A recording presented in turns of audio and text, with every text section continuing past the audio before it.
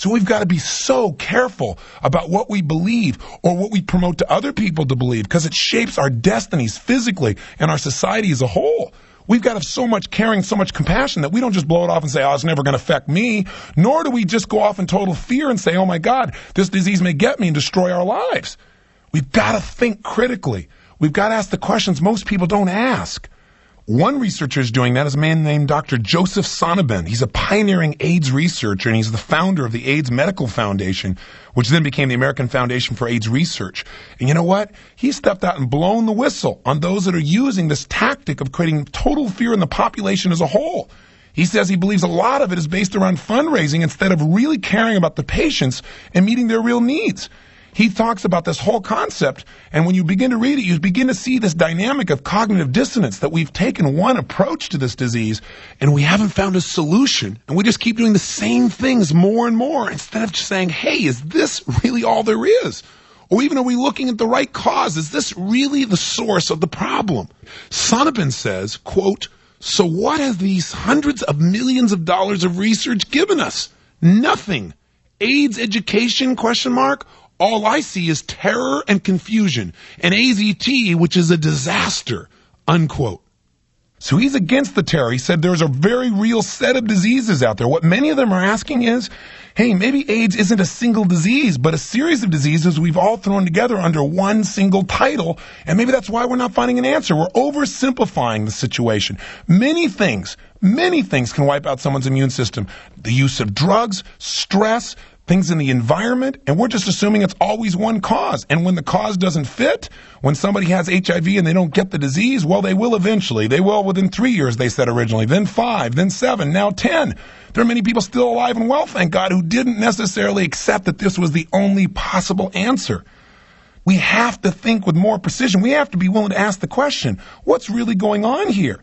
Around the world, researchers are now saying we've been following the wrong theory. We're spending $5 billion in the U.S. on the wrong theory, putting all this manpower, all these resources that could be coming up a solution for suffering people in the wrong direction simply because we've committed to it. The old cognitive dissonance. All this money and time and energy has been spent, so we better stick on it.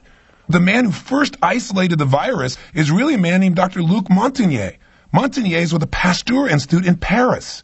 You know what he says about AIDS? Listen to this. He now says AIDS, HIV by itself, AIDS by itself is not fatal. This is the #1 expert in the world. Listen to what he says. Quote, AIDS does not inevitably lead to death, especially if you suppress the cofactors that support the disease. It's very important to tell this to people who are infected. Psychological factors are critical in supporting immune function. If you suppress the psychological support by telling someone he's condemned to die, your words alone will have condemned him. It simply isn't true that the virus is 100% fatal.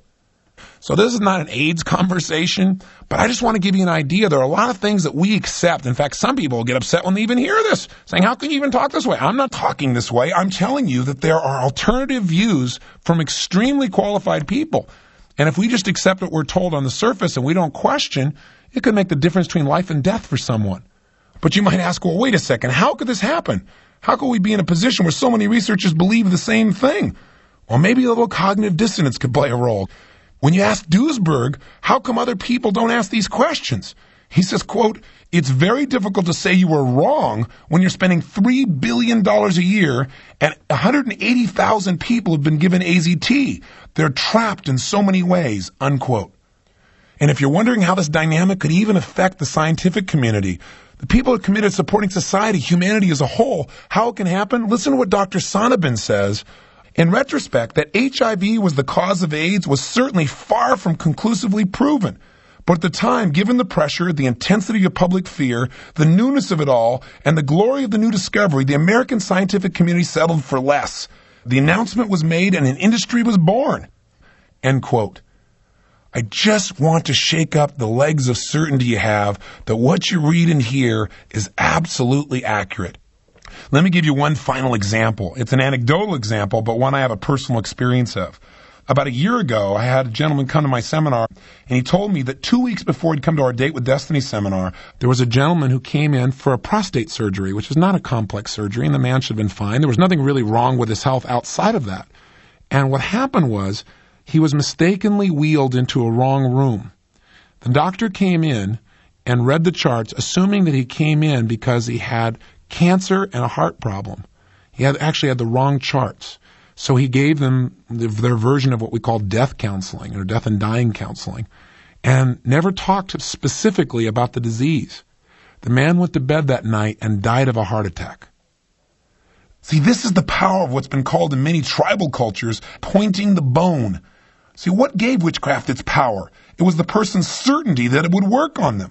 When that person came along and pointed that bone, people would literally die. Their own certainty that their body would stop created the result.